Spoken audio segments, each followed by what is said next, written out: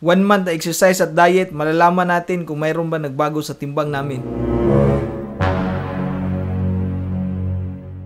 Welcome back mga ka-studio to another vlog. For today's episode po, we're very excited dahil i-reveal na po namin ang aming 1 month body transformation.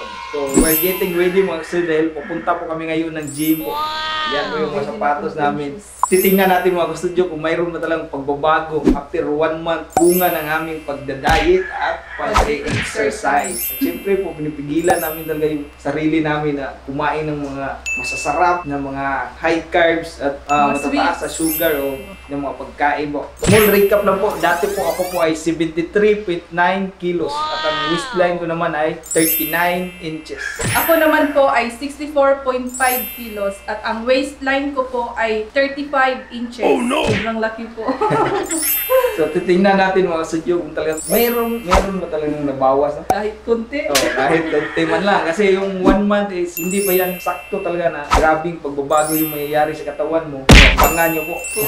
So yung diet talaga namin, low carb diet kami. Actually po for the first 10 days ng pagda-diet namin, mayroon pa kaming half rice sa isang buong araw po. Bali, tinitipin natin yung rice natin. Para naman masana yung katawan namin. Mayroon pang rice for 10 days na half rice. So after nyan po, mayroong isang tao po na nag-message sa Facebook page, yung mga followers natin po sa Bisaya Studio, concerned sila sa atin, na gusto nilang makatulong, nag-advise sila ng diet. I-mention ko si ma'am dito. Yan, maraming salamat ma'am. Maraming salamat ma'am sa pag-introduce ko sa amin ng low carbs. Oo, kaya after ng 10 days po, wala na talaga kaming rice. So, low carb diet po yung ginawa namin. Hindi naman sa ganun ka-perfect talaga kasi nagbumukbang pa rin tayo eh. Once a week, nagbumukbang kami. Minsan nagsusolo para dalawa yung video na magawa namin. Mag-update pa rin kami sa inyo. Yun, piligilan namin yung sarili namin talaga na mag-low carb. Meaning yung kinakain namin more on protein. Mayroong isda, mayroong chicken, meat, pork, and beef. Ganyan po ng mga meat po talaga. Tapos sa gulay naman, mayroon kasi mga gulay na high in carbs pa rin. Kaya piling-pili yung mga gulay namin kinakain po. So nag-search lang po kami sa Google kasi hindi kami ganun kagaling. Hindi kami expert. Hindi kami nutritionist ba. Pero so far po yung diet namin talaga, hindi naman ganun strict. Pero strict na rin, di ba? Yung hindi ka lang kumain ng rice. Strict na yun eh. At saka, rice kasi tayo dati. yung isa pa dyan mga studio, yung soft drinks, grabe. Isang buwan, hindi na kami nakainom ng soft drinks. Yes, congrats! Ang hirap mo talaga kasi sarap ng soft drinks eh. Pero yung soft drinks kasi mataas sa sugar daw eh. Kaya ngayon na nagda-diet, iniwasan talaga namin as much as possible. Kahit pumunta kami ng Jollibee, hindi kumakain ng rice, walang soft drinks, yung chicken na lang, gano'n.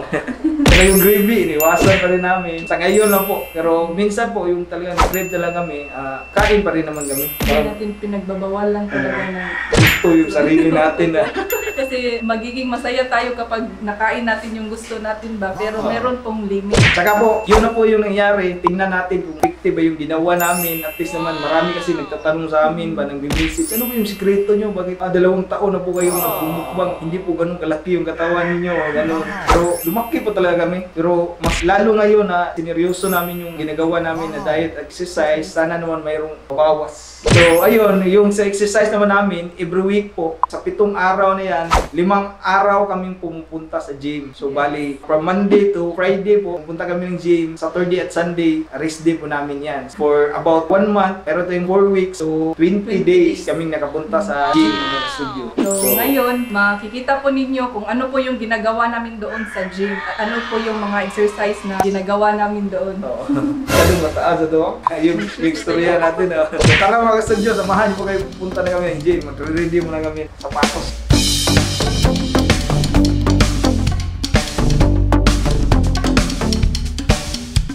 A few moments later. Ayan mga studio, nandito na po kami sa Axe Fitness Gym. So ang Axe Fitness Gym po ay located sa Dapitan, Cordoba, Cebu, in front of Esquina Alta and beside Imlulier, Dapitan branch. Sa mga malalapit po dito mga ka-studio na gustong mag-gym, available po ang Axe Fitness Gym from Monday to Saturday, 7 AM up to 9:30 PM po. Yan, ilagay po namin dito yung link at yung screenshot po ng page. Maraming salamat po mga ka-studio. Yan, so simulan na natin ang exercise. Bago tayo magtimbang, exercise muna tayo. Tara, let's go! Tara. Dito kami nagsisimula sa treadmill, saka sa bike. So palitan lang kami ng misis. Actually, more on cardio yung mga exercise na ginagawa namin kasi low weight kami kaya high repetitions po. Start na?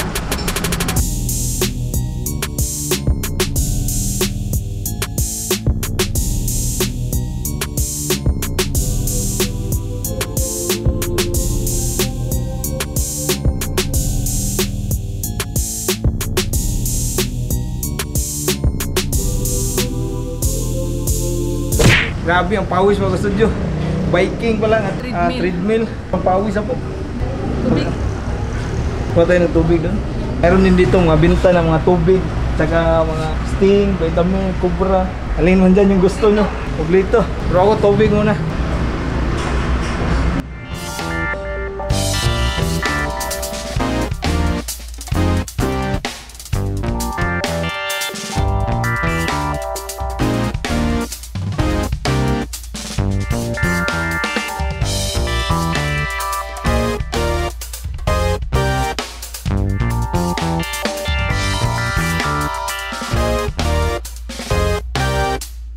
Titirahin namin ngayon mga studio ay full body workout. Kuha muna tayo ng dumbbell. So, ang gagawin po namin ay side bend. Side bend.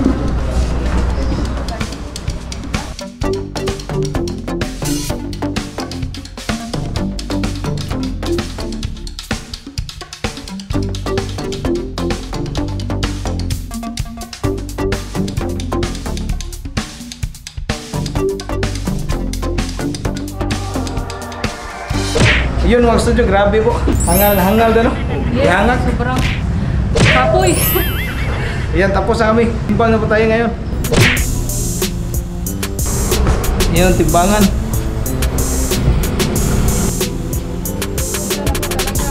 Nalaman na natin ngayon kung mayroon ba talang nabawas sa timbang namin. Kapas, 1 month to. So, ako mauna. Oh, grabe.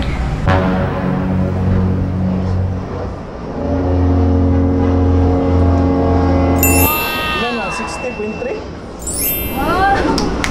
Grabe mga ka-studio, 60.3 na lang po ako. Dati po kasi 64.5. So, 4.2 po yung nawala sa akin after 1 month.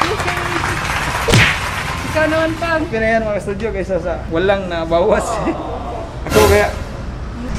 Ikaw daw. Wow! 69.6. Dati ilan ka? Dati 73.9. Wow! So mga 4.3. 3. So yun mga studio, grabe 4.3 kilos na bawas sa akin sa loob ng 1 month. 4.2. Sa kanya naman is 4.2, almost same lang pala tayo, no? So, apir pa.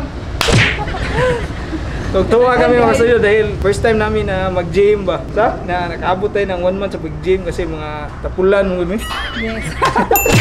Ano yan, tamad ba? Tamad mag-exercise mga studio. Yung sports ka naman, hindi kasi mga basketball sa akin hindi ganyan ba? Mahilig kong malaro sa chess kasi kaya paraging nakaupo, kaya ang utak yung ginagamit, walang pawis na tumutulo ba? Mahilig kami mag-movie marathon kaya Netflix Oo. lagi. Ito na yung resulta sa Netflix eh.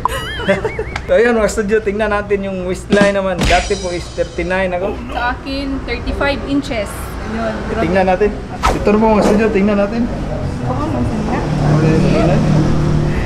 So dati akong 39 inches.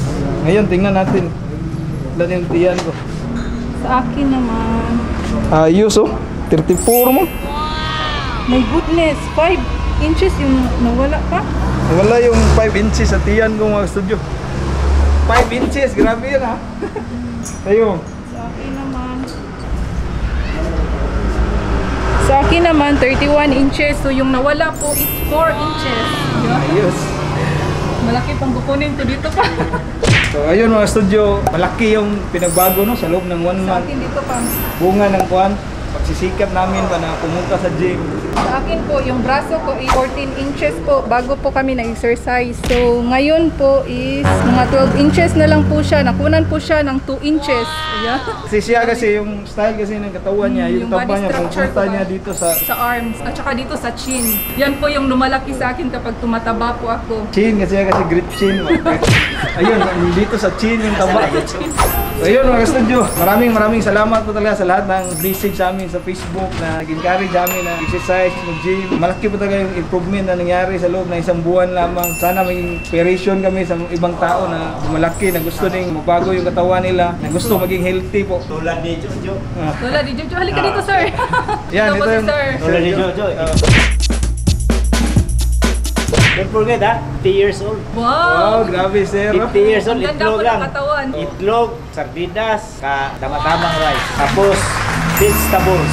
Ganda Yan yan. ang mga paborito kong pagkain. Ito lang ma-share ko sa'yo. Salamat. Maraming salamat, sir. Salamat sir. Opo.